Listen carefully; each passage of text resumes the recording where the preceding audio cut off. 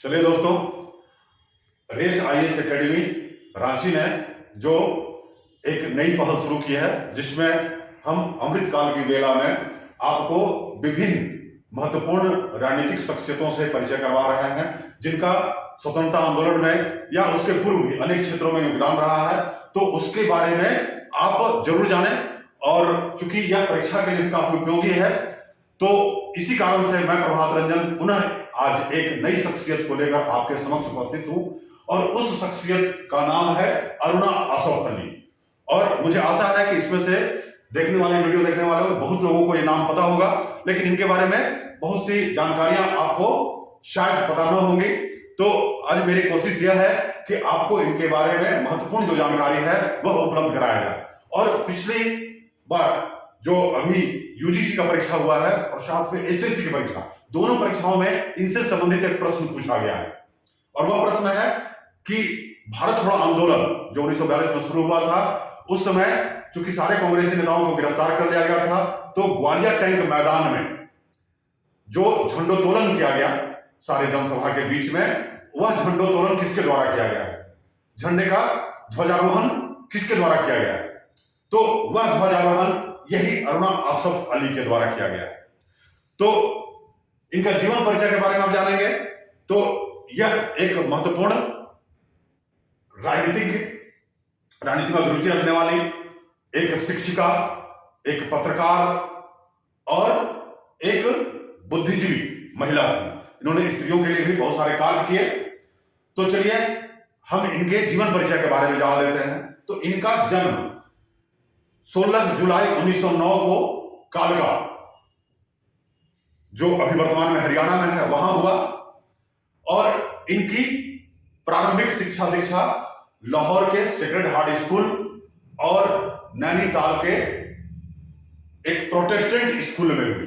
इनके पिता का नाम डॉक्टर उपेंद्र नाथ गांगुली था और माता का नाम अंबालिका देवी था, और यह बंगाल से बिलोंग करते थे, बंगाल के रहने वाले थे। लेकिन इनके पिता का नैनीताल में छात्रावास का एक कार्य था, वहां छात्रावास चलाते थे, तो इसलिए इनका जन्म अपने शहर से बाहर हुआ। यह जब अपनी शिक्षा पूरी की तो फिर इन्हें गोखले मेमोरियल कॉलेज कलकत्ता में नौकरी लग गई। वहां ये पढ़ाते रहे। इनकी एक बहन इलाहाबाद में रहती थी, जिनका नाम पूर्णिमा बनर्जी था। तो कभी कभी छुट्टियों के दौरान वह कलकत्ता से इलाहाबाद घूमने आ जाया करती थी। नैनीताल में भी जब यह थी तो वहां बहुत सारे उस समय सैलानी आया करते थे, बहुत सारे महत्वपूर्ण कांग्रेस के नेता आया करते थे, और इनके पिता की अच्छी खासी पहचान थी, तो वह उन नेताओं से भी मिला करती थी। तो इसी कारण से कुछ राजनीति में धीरे धीरे इनका अभिरुचि जग रहा था। लेकिन जब यह इलाहाबाद आने जाने लगी तो वहां इनके अपने बहन पूर्णिमा बनर्जी के घर पर इनकी मुलाकात आसफ अली से हुई, जो उस समय एक महत्वपूर्ण कांग्रेसी नेता और पेशे से वकील थे। धीरे धीरे यह संबंध घनिष्ठता बदला और दोनों ने 1928 में घर वालों के काफी विरोध के बावजूद भी विवाह कर लिया। और आप समझ सकते हैं कि जब आज के जमाने में, ठीक है, एक धर्म का दूसरे धर्म के व्यक्ति के साथ विवाह, महिला हो या पुरुष हो, अगर वह कोई अंतरधार्मिक विवाह कर रहा है तो उसका काफी ज्यादा विरोध होता है। तो उस समय, आज से लगभग कह सकते हैं 100 वर्ष पहले, 95 वर्ष पहले, जब इन्होंने यह साहसिक कदम उठाया तो घर वाले, समाज वाले ने काफी इसका विरोध किया। फिर भी इन्होंने सारे विरोधों को धत्ता बताते हुए, उसको दरकिनार करते हुए, और इन्होंने आसफ अली से विवाह किया। चूंकि अरुणा आसफ अली के इस विवाह को उनके घर वालों के साथ साथ बहुत सारे अन्य लोगों ने भी विरोध किया, और उसमें एक महत्वपूर्ण नाम उस समय के कांग्रेसी नेता मदन मोहन मालवीय का भी। लेकिन इनके इस विवाह को गांधी ने सपोर्ट किया और इसे हिंदू मुस्लिम एकता कहा। लेकिन अरुणा आसफ अली अपनी आत्मकथा में लिखती हैं कि गांधी के इस वक्तव्य का मैंने विरोध किया, क्योंकि अरुणा आसफ अली के साथ मेरे विवाह का कारण था कि दोनों के बीच में काफी महत्वपूर्ण अंडरस्टैंडिंग थी, आपसी समझ काफी अच्छी थी, दोनों की अंग्रेजी साहित्य में रुचि थी। इसके अलावा जो अरुणा गांगुली उस समय कही जाती थी, अरुणा गांगुली का आसफ अली के इतिहास और दर्शन में जो जानकारी थी उसका भी इनके ऊपर प्रभाव था, और वह एक सुसंस्कृत आचरण वाले पुरुष थे। तो ये सब सारे जो क्वालिटी आसफ अली में थी उसको देख करके जो है ये आकर्षित हुई, और कह सकते हैं कि आगे चल करके उन्होंने विवाह किया। यह दोनों दंपति जब उस समय भगत सिंह और बटुकेश्वर दत्त ने केंद्रीय असेंबली हॉल में बम फेंका, जिसका समय आप जानते होंगे 8 अप्रैल 1929 को, तो उस समय ये दोनों दंपति उस दर्शक दीर्घा में मौजूद थे। और आगे चल करके आसफ अली ने भगत सिंह का केस भी लड़ा, और यह केस उस समय दिल्ली में ही चल रहा था, और जहां पर यह उस समय जिला जेल में इसकी कार्यवाही की जा रही थी, वहीं पर आज मौलाना आजाद मेडिकल कॉलेज उसी के पास में यह चलता था। इसके बाद यह लिखती हैं कि हमारे पति ने, चूंकि उनका इतिहास और दर्शन में रुचि था, तो इन्होंने अरुणा आसफ को कई सारे पुस्तकें उपलब्ध कराई पढ़ने के लिए। उसमें एक पुस्तक जो है इनको काफी ज्यादा भाया, और वह था वीर सावरकर का India first war of independence. और जानते हैं कि यह काफी बहुचर्चित किताब रही है। यही किताब ने 1857 की क्रांति को भारत की प्रथम स्वतंत्रता संग्राम की संज्ञा दी सबसे पहले। इसके बारे में आपको जानकारी होगा। तो जब उस किताब को यह पढ़ी तो उससे प्रभावित हुई, और धीरे धीरे इनका राजनीति की ओर आकर्षण बढ़ा, और फिर यह राजनीति में भाग लेना शुरू की, और फिर वहां कॉलेज से वह इस्तीफा दे दी। इसके बाद 1930 में, जो हम बार बार अन्य वीडियो में आपको बताया है, 1930 में आप जानते हैं कि सविनय अवज्ञा आंदोलन शुरू होता है, जिसको नमक सत्याग्रह दांडी मार्च कहा जाता है। उसमें इन्होंने भाग लिया, और जब भाग लिया तो यह जोशीले भाषण दिया करती थी, तो इसके कारण इन्हें भी गिरफ्तार कर लिया गया, और गिरफ्तार करके इन्हें लाहौर के फीमेल जेल भेज दिया गया वहां, और वह वहां पर जो है 1 वर्ष से अधिक समय तक लगभग बंद रही। और जैसा कि आपको बताया गया है कि जब गांधी इम्पैक्ट हुआ तो बहुत सारे राजनीतिक कैदियों को रिहा कर दिया गया, इन्हें रिहा नहीं किया गया। और इन्हें नहीं रिहा किए जाने के कुछ कारण थे, लेकिन वो आपके परीक्षा के लिए ज्यादा इंपॉर्टेंट नहीं है, तो यहां सुझाना जरूरी नहीं है। लेकिन उनको रिहा नहीं किया गया। तब फिर गांधी ने इसमें हस्तक्षेप किया, और गांधी के हस्तक्षेप के बाद इन्हें रिहा कर दिया गया। लेकिन फिर 1932 में जब गांधी द्वितीय गोलमेज सम्मेलन में भाग लेकर के भारत लौटे, और फिर उन्होंने सविनय अवज्ञा आंदोलन शुरू किया, तो उसमें यह पुनः भाग ली, और अरुणा आसफ अली को 1932 में पुनः गिरफ्तार कर दिया गया, और उन्हें इस समय दिल्ली जेल में रखा गया। जब दिल्ली जेल में रखा गया तो वहां, जैसा कि आप जानते हैं कि राजनीतिक कैदियों के साथ काफी दुर्व्यवहार किया जाता था। उनको अच्छे खाने पीने की व्यवस्था नहीं दी जाती थी, उनको पत्र पत्रिकाएं पढ़ने के लिए नहीं दी जाती थी। तो जैसे कि आप जतिन दास के बारे में जानते हैं कि उन्होंने काफी भूख हड़ताल किया था, और उसके कारण उनकी मौत भी हो गई थी, उन्होंने इसकी लड़ाई लड़ी थी। तो उसी तरह से अरुणा आसफ अली ने भी राजनीतिक कैदियों के साथ सही व्यवहार किया जाए, उसके लिए वहां भूख हड़ताल शुरू कर दी। तब इन्हें वहां से अंबाला जेल स्थानांतरित कर दिया गया। आगे चल करके फिर इनकी रिहाई हुई।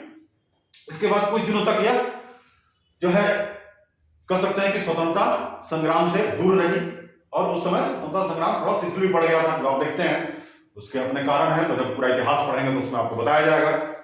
तो इसके बाद फिर जब 1940 में द्वितीय विश्व युद्ध जो 1939 में शुरू हुआ, उसके बाद गांधी ने उसके विरोध स्वरूप जो है अक्टूबर 1940 में व्यक्तिगत सत्याग्रह शुरू किया। तो उसमें भी अरुणा आसफ अली जुड़ी, और फिर इन्हें गिरफ्तार किया गया, फिर आगे छोड़ा गया। और फिर जानते ही हैं कि फिर भारत का सबसे महत्वपूर्ण संग्राम 1857 की क्रांति के बाद अगर कोई सबसे बड़ा संग्राम हुआ है, अनेक इतिहासकारों ने सबसे बड़ा संग्राम इसे कहा है, क्योंकि इसमें लाखों लोगों ने भाग लिया। तो उस संग्राम में अरुणा आसफ अली भी जुड़ी। और जैसा कि आप जानते हैं कि 8 अगस्त 1942 को मुंबई के ग्वालियर टैंक मैदान में सभा आयोजित की गई थी, और उसमें 20,000 से ऊपर लोग जुटे हुए थे, सारे कांग्रेस के नेता थे। और वहां जवाहरलाल नेहरू ने भारत छोड़ो प्रस्ताव पेश किया और उसका समर्थन सरदार वल्लभ भाई पटेल ने किया और उसके बाद ध्वनि मत से पारित हो गया। उसके बाद गांधी ने पूरा अपना भाषण लंबा चौड़ा दिया और उस भाषण में उन्हें आशंका थी कि इसके बाद कल तक होते होते यानी 9 अगस्त तक होते होते सारे नेता गिरफ्तार कर ले जाएंगे, तो जो है सभी को अपने अपने हिसाब से इस क्रांति को आगे बढ़ाना है, भाजपा आंदोलन को आगे ले जाना है। तो 9 अगस्त की सुबह में ही सारे लगभग महत्वपूर्ण कांग्रेसी नेताओं को गिरफ्तार कर लिया गया, उनको अलग अलग जेलों में रख दिया गया। लेकिन अरुणा आसफ अली गिरफ्तार नहीं हुई थी उस समय, और क्योंकि इनके खिलाफ कोई वारंट नहीं था, तो यह ग्वालियर टैंक मैदान पहुंच गई 9 अगस्त को सुबह, और वहां पूरा भीड़ लगा हुआ था। हालांकि 144 धारा लगा दी गई थी, लेकिन यह काफी साहसी महिला थी। यह अपने पति के साथ जो है पहुंची और फिर इन्होंने आगे बढ़ते हुए वह मंच पर पहुंचे और मंच पर उस समय जो है ध्वजारोहण किया। यह परीक्षा में पूछा गया प्रश्न है। और ध्वजारोहण करने के बाद फिर जब वहां पर लाठीचार्ज वगैरह शुरू हुए, आंसू गैस के गोले छोड़े जाने लगे, तो यह वहां मंच से उतरी कुछ भाषण देने के बाद और फिर वह भीड़ में गायब हो गई। और उसके बाद फिर अरुणा आसफ अली भूमिगत हो गई। और भूमिगत होने के बाद वह राम मनोहर लोहिया वगैरह के साथ जो भूमिगत रेडियो स्टेशन चलाया जा रहा था उसमें भी यह शामिल रही। सरकार ने इनके ऊपर 5,000 रुपए का इनाम रखा, लेकिन यह कभी भी पकड़ी नहीं गई। इसी बीच में वह अपना स्थान लगातार बदलते रहे और इसमें उनका साथ दिया था उस समय के पायलट थे बीजू पटनायक, जो बाद में उड़ीसा के मुख्यमंत्री भी बने, और आज उन्हीं के खानदान से नवीन पटनायक वहां उड़ीसा के मुख्यमंत्री है कई वर्षों से। तो वह बीजू पटनायक इसमें इनकी काफी मदद की थी, यहां वहां भागने में, इनको छुपाने में, और कई अन्य लोगों का भी योगदान था इसमें। इसी बीच में यह बीमार पड़ गई और आप जानते हैं कि 1944 में गांधी को भी स्वास्थ्य कारणों से रिहा कर दिया गया। उसी दौरान जब उनको आगा खान पैलेस में रखा गया था तो वहां पर 2 लोगों की उसी में मृत्यु हो गई। एक उनके निजी सचिव महादेव देसाई और दूसरी उनकी पत्नी कस्तूरबा गांधी थी।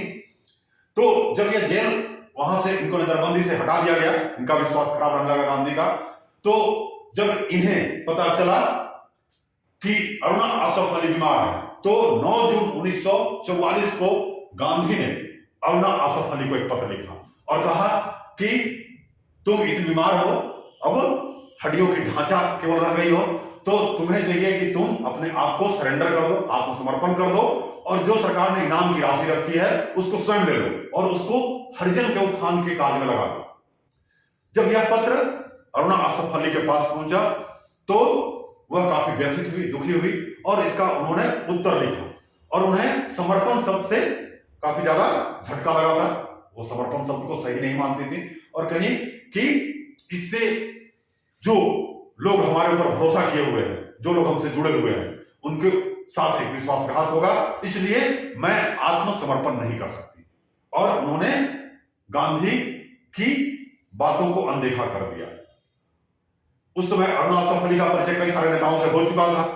तो एक उसमें थे चक्रवर्ती राजा गोपालाचारी, जिनका नाम आपने सुना होगा। तो राजा गोपालाचारी ने इन्हें सजेस्ट किया, इन्हें सुझाव दिया कि आप गांधी के बातों की अवज्ञा मत करो, तुम उनकी बातों को मान लो।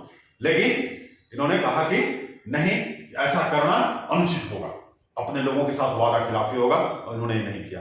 बाद में 26 जनवरी 1946 को इनका वारंट रद्द हुआ और उस वारंट के रद्द होने के बाद ही यह जो है भूमिगत से बाहर निकल करके आए। इसके बाद फिर इनका जब हमारा देश 1947 में आजाद हुआ तो इनके पति जो आसफ अली थे, इनको अमेरिका का राजदूत बना दिया गया। तो यह अपने पति के साथ अमेरिका गए। उसके बाद फिर वह 1948 में आसफ अली भारत लौटे, यह भी साथ में लौटे। इसके बाद वो उड़ीसा के राज्यपाल बने आसफ अली। यह आगे विभिन्न सारे कार्यों में लगी रहे, लेकिन इनका झुकाव धीरे धीरे कांग्रेस से हट करके और सोशलिस्ट पार्टी की तरफ हो रहा था। तो बाद में इन्होंने सोशलिस्ट पार्टी को ज्वाइन किया और सोशलिस्ट पार्टी को ज्वाइन करने के बाद फिर आगे चल करके उसे छोड़ करके फिर यह कम्युनिस्ट पार्टी से जुड़ी और उसकी जो महिला शाखा उस समय स्थापित की गई थी उसके सक्रिय सदस्य बनी और कम्युनिस्ट पार्टी की महिला शाखा को पूरे देश के अंदर अलग अलग क्षेत्रों में फैलाने में इन्होंने मुख्य भूमिका निभाई, उसके ये महत्वपूर्ण सदस्य रही। और उसी दौरान इन्होंने उससे जुड़े हुए दो पत्रिकाएं जो है पैट्रियट और लिंक के संपादन का भी कार्यभार संभाला, उससे वह जुड़ी रही। जो इनकलाब पत्रिका था कांग्रेस का, जब सारे नेता गिरफ्तार कर लिए गए थे तो राम मनोहर लोहिया के साथ 1944 में यह उसके संपादक के रूप में भी कार्य की। तो यह चूंकि पहले से शिक्षक थी तो और पढ़ने लिखने में इनकी रुचि थी तो यह पत्रकार के रूप में भी उभरी और कई सारे पत्रिकाओं से जुड़ी रही, उसमें लेख लिखती रही। उसके बाद 1964 में पुनः यह कांग्रेस के सदस्य बने, लेकिन तब तक इनका धीरे धीरे राजनीति से अभिरुचि खत्म हो रहा था और फिर वह उतना ज्यादा राजनीति में सक्रिय नहीं रहे। तो इनके पिछले बहुत सारे कार्यों को देखते हुए इन्हें 1965 में लेनिन शांति पुरस्कार और ऑर्डर ऑफ लेनिन पुरस्कार से सम्मानित किया गया। उसके बाद भारत सरकार ने इनके स्वतंत्रता आंदोलन के दौरान के कार्यों और उसके बाद के कार्यों को देखते हुए 1992 में पद्म विभूषण सम्मान से सम्मानित किया और जब इनकी मृत्यु 19 जुलाई 1996 को नई दिल्ली में हुई तो इसके बाद 1997 में इन्हें मृत्युपरांत जो है भारत रत्न से सम्मानित किया गया। तो अरुणा आसफ अली ने अपनी शर्तों पर जीवन को जिया और उस समय जब अंतरधार्मिक विवाह नहीं होते थे उस समय यह काम किया और इसको इन्होंने करके दिखाया। तो यह था अरुणा आसफ अली के बारे में का जीवन परिचय था। इन्हें अरुणा आसफ अली को भारतीय स्वतंत्रता संग्राम की बूढ़ी महिला और 1942 के भारत छोड़ो आंदोलन की नायिका भी कहा गया है। यह 1958 में जब दिल्ली नगर निगम का गठन हुआ तो उसकी मेयर बनी और कुछ लोगों के अनुसार जो है शायद यह भारत की पहली महिला मेयर थी, हालांकि अन्य जगहों पर दूसरी महिला का भी नाम आता है। तो लेकिन दिल्ली नगर निगम की पहली महिला मेयर अरुणा आसफ अली बनी। इनके बारे में शाइस्ता इकरामुल्लाह ने अपनी आत्मकथा फ्रॉम पर्दा टू पार्लियामेंट में लिखा है कि अरुणा आसफ अली का अगर व्यक्तित्व देखें तो उनमें स्त्री का हठ, स्त्री की कटुता और स्त्री की छुई मुई प्रवृत्ति मौजूद नहीं थी। वह इससे कोसों दूर थी। वह एक कह सकते हैं कि स्त्री की काया में पुरुष थी, लेकिन उनमें पुरुषों जैसी स्वार्थपरकता, निष्ठा की कमी और अधिनायकवादी प्रवृत्ति नहीं थी। तो दोस्तों, यह था अरुणा आसफ अली का जीवन परिचय। आशा है कि आप इस वीडियो से उनके बारे में महत्वपूर्ण जानकारी प्राप्त कर सकेंगे और अगर यह वीडियो आपको पसंद आता है तो आप इसको लाइक और शेयर जरूर करें ताकि हम ऐसे ही नए शख्सियतों के साथ आपका हमेशा परिचय कराते रहें और आपके ज्ञान में वृद्धि करते रहें। तो आज के लिए इतना ही, धन्यवाद।